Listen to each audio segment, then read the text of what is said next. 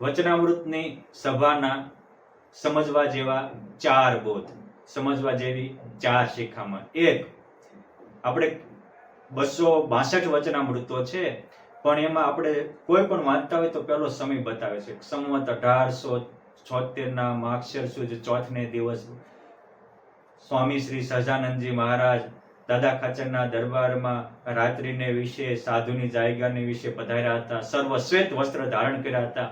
પોતાના મુખારવિંદની આગળ મુનિ મંડળ તથા દેશ દેશના હરિભક્તની સભા ભરાઈને બેઠી હતી.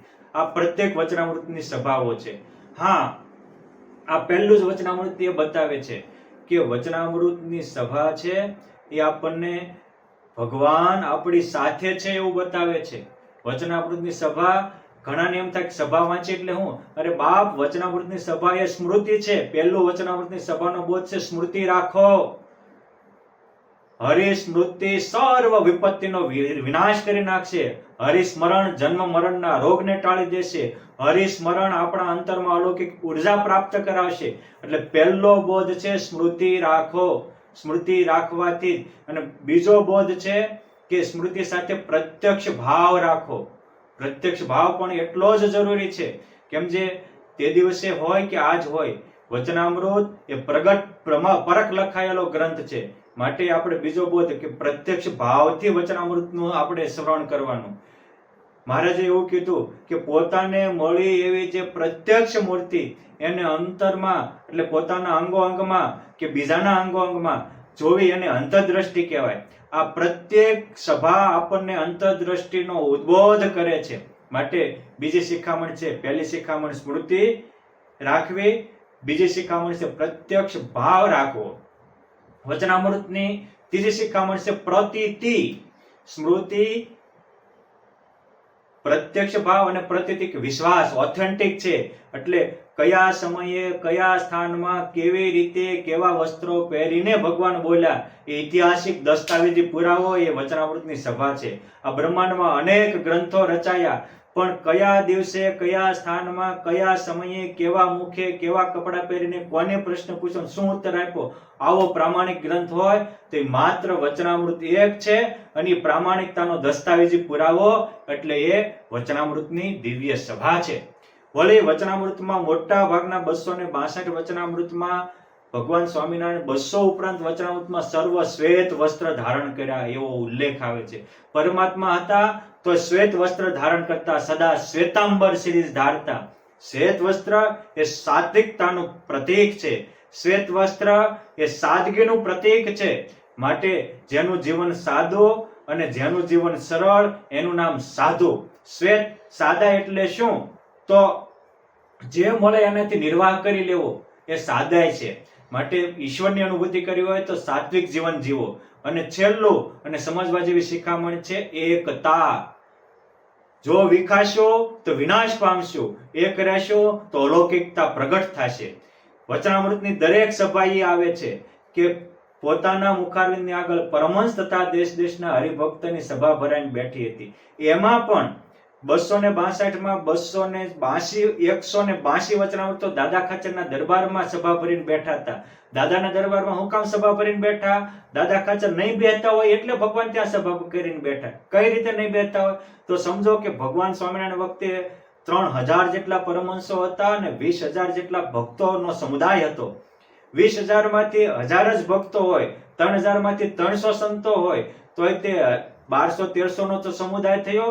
અને એ વખતે એ જ્યારે સમુદાય આવતો હતો ત્યારે હારે આજના જેવા વાહન નહોતા.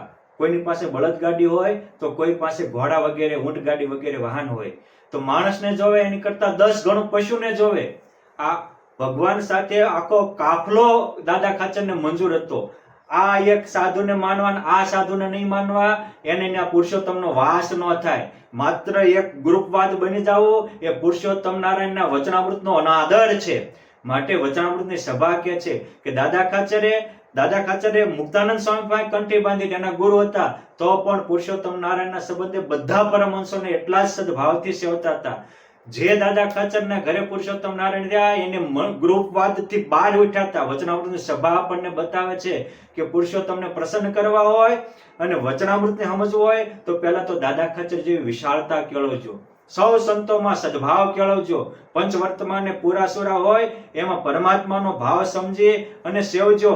જે શિવલાલ શેઠની પૂજામાં રોજ શિવલાલ શેઠ દર્શન દેવા ભગવાન પધારે, એ શિવલાલ શેઠની ગોપાળાનંદ સ્વામીની ગુરુ માને, ગુણાતીતાનંદ સ્વામી પાસેથી જ્ઞાન પ્રાપ્ત કરે, ભાયત્માનંદ સ્વામીને સેવા કરી અને અક્ષરધામમાં જવાનું વરદાન પ્રાપ્ત કરે, મોટીબાની સેવા કરી અને ગઢપુરમાં હરિકૃષ્ણ મહારાજ પધરાવે, એની પૂજામાં પુરુષોત્તમ નારાયણ પ્રગટ થાય.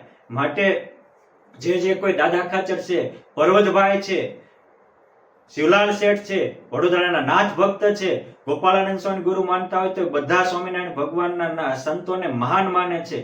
આધારાનંદ સ્વામીના દિલ મારે ભગવાન સ્વામિનારાયણ આવડો મોટા ગ્રંથનો મહાકીર્તિ શા માટે આપે છે? તો આધારાનંદ સ્વામીની પણ આ સમજણ છે, સ્વામિનારાયણ લેવત માના તાકો સમજુ મેં અક્ષરધામ. જે કોઈ સ્વામિનારાયણ નામ લે એને પણ હું અક્ષરધામ સમજુ. માટે જેને વચનામૃતની વાતો કરવાની બીજા પોઈન્ટ પર વસ્તુ છે, કરવી જ જોઈએ, સમજવું જ જોઈએ. પણ આ વચનામૃતની સભાના 4 બોધ જે સમજશે અને 5મો સાત્વિકતાનો બોધ સમજશે, એના અંતરમાં જ વચનામૃતનું જ્ઞાન ઉદ્ભવ થશે અને વચનામૃતનો બોલનાર, પરાવાણીને વહાવનાર પુરુષોત્તમ નારાયણની અનુભૂતિ થશે. માટે વચનામૃતની સભાની આ 5 શિખામણ લઈ અને આપણે પણ પુરુષોત્તમ નારાયણને રોમ રોમમાં રમતા કરીએ, અંદર બહાર મહારાજનો અનુભવ કરી આપણી જિંદગીને પણ ધન્ય ધન્ય બનાવીએ. બ્રહ્માનંદ સ્વામી કે કામ ક્રોધ લોભ વિષય ના શકે નડી, માવજી કેરી મૂર્તિ મારા અંતર માં ખડી. સૂર્યોદય થાય એટલે પ્રકાશ આપોઆપ ભાગી જાય, અંધકાર આપોઆપ ભાગી જાય, સિંહની ગર્જના થાય એટલે શિળજા ભાગી જાય. એમ જ્યારે અંતરમાં મૂર્તિ ખડી થાય ત્યારે જ કામ ક્રોધાદિક દોષો જાય. અને અંતરમાં મૂર્તિ ખડી કરવી હોય તો આ વચનામૃતના 5 શિખામણ પ્રાપ્ત થશે, ત્યારે જ અંતરમાં મૂર્તિ ખડી થશે. અને અંતરમાં મૂર્તિ ખડી થશે ત્યારે જ મારો મહારાજ આપણા હૈયામાં રહીને વચનામૃત પ્રકાશશે, વચનામૃતનો સાર પ્રકાશશે, વચનામૃતના રહસ્યો પ્રકાશશે. માટે પુરુષોત્તમ નારાયણની પરાવાણીને સમજતા પહેલા વચનામૃતની પ્રત્યેક સભાઓને સમજી આપણે આપણા જીવનમાં આત્મસાત કરી અને જીવનને ધન્ય ધન્ય બનાવીએ. અસ્તુ મારા અને તમારા પ્રત્યેકના જીવનમાં આ વચનામૃતની સભાના સદબોધ પ્રકાશે એવી ભગવાન અને વચનામૃતના સંપાદક સંતો અને એ મોટા મોટા દાદા ખાચર કે જેના દરબારમાં ભગવાન રહ્યા, એ બધાને પ્રાર્થના કરીએ. બધાને ભગવાન તો જોતા હતા પણ ભગવાનનો કાફલો મંજૂર નહોતો ને એટલે એના દરબારમાં સભા નથી બેઠી.